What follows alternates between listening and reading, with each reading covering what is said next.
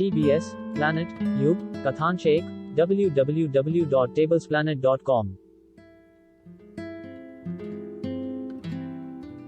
उसे रोकने के लिए क्या किया जा सकता है?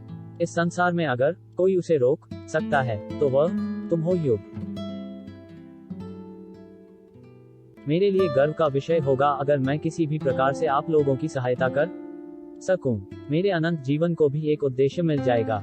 समस्त मानव जाति सदैव युग, तुम अब हम में से एक हो। ये तुम्हारा नया घर है। थोड़ा समय लो और हमारे जीवन यापन की शैली को सीख लो। तुम्हारे आगामी अभियान के लिए ये सहायक सिद्ध होगा। जल्द ही युग को एहसास हुआ कि उन्होंने वैद्यराज से कठोर तरीके बातें कर बड़ी गलती की है, तो उसने तुरंत वैद्यराज से माफी मांगी ली। आपसे हार्दिक क्षमा चाहूंगा वैद्यराज। गुरु वैद्यराज ने उन्हें माफ कर दिया और आश्वासन दिया कि महादेव सब कुछ वापस सही कर देंगे। मैं तुम्हारी पीड़ा समझ सकता हूँ पुत्र। महादेव पर विश्वास रखो। और कितना कुछ इतनी शीघ्र घटित हो गया। एकाएक मैं अमर हो गया हूँ। मेरे सभी प्रियजन मुझसे बिछड़ चुके हैं। शाक्यसुर, तुम्हें इन सब का मूल्य चुकाना पड़ेगा। युग गंगाधर के कक्ष से बाहर निकलता है। प्रणाम श्री सुमेध, अपने भविष्य के विषय में चिंतन कर रहा हूँ। आपका कैसे आना हुआ? 2, मैं तुम्हें नगर भ्रमण के लिए ले जाने। ये है हमारा नगर देवपुर। श्र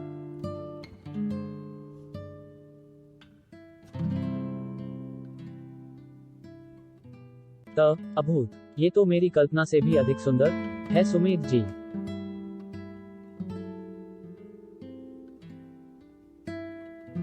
मैं तुम्हें हमारे राज्य का मुख्य शक्ति स्रोत दिखाना चाहता हूँ। हमारा सैन्य बल जो हमें सभी आक्रमणकारियों से सुरक्षित रखता है। इन्होंने कई बार देवराज इंद्र की। आपका अभिप्राय देवासुर संग्राम से है?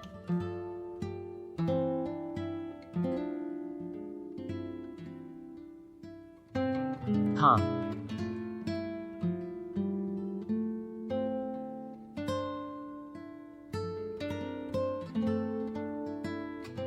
सैन्य क्षेत्र में युग, इनसे मिलो। ये हैं हमारे सैन्य बल के सेनाध्यक्ष भद्रोश।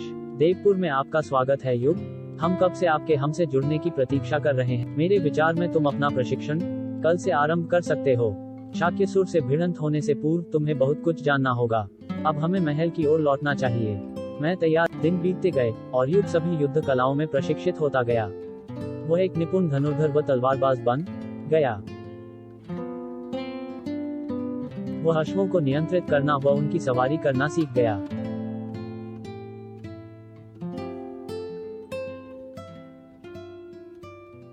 एवं कुश्ती के दांव पेंच भी जान गया। भद्रोश द्वारा प्रशिक्षण से युग एक बेजोड़ योद्धा बन जाता है। उद्यान में प्रकृति ने हमें सभी व्याधियों का उपचार प्रदान किया है, इन वनस्पतियों के रूप में जिन्हें हम आयुर्वेद कहते हैं। ये भी एक कारण है कि मनुष्यों को धरती की हरियाली। परंतु वैद्यराज, आप और देवपुर के सभी वासी तो अमर हैं। क्या आप लोग भी इन बातों की चिंता करते हैं? हम सभी देवताओं व उनके मानव जीवन साथियों के पुत्र पुत्रियां हैं। आपने मुझे अमर कैसे बनाया? मैंने तुम्हें अमर नहीं बनाया, केवल तुम्हारे अंदर जो अमृतत्व के वंशाणु थे उन्हें जागृत कर दिया। अर्थात आपके अनुसार मेरे माता या पिता में से कोई देवता थे? तुम्हारे माता पिता तो नहीं, किंतु तुम्हारी वंशावली में कोई अवश्य रहे होंगे। क्या मैं कभी भी अपने अस्तित्व के आधार का पता लगा सकूंगा? निश्चिंत रहो पुत्र, वह समय भी आएगा। अभी तो तुम्हारी यात्रा का आरंभ ही हुआ है। यह है वह संजीवनी बूटी जिसकी सहायता से राजकुमार लक्ष्मण को पुनर्जीवित किया गया था।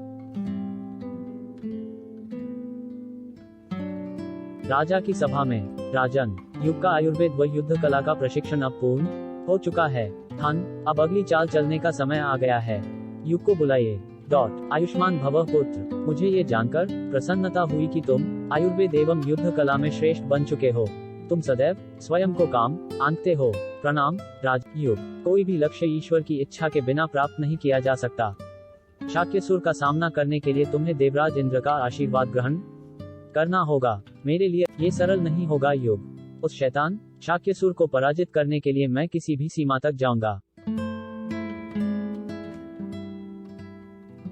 युग, तुम्हें सरमन के जंगलों में जाना होगा जो देवपुर की उत्तर दिशा में है। वह घना, आर्द्र व अत्यंत ठंडा है। वहीं अप्सा नदी के तट पर तुम्हें उस मंत्र का जाप करना। मुझे तत्काल सरमन की ओर प्रस्थान करने की आज्ञा दीजिए। आगे बढ़ो, रोहिणी नक्षत्र की दिशा में चलते जाओ एवं जब तुम्हें त्वानी के वृक्ष दिखने आरंभ हो जाएं। एक अश्व पर सवार हो युग रोहिणी नक्षत्र की दिशा में बढ़ते हुए घने वन में प्रवेश करता है।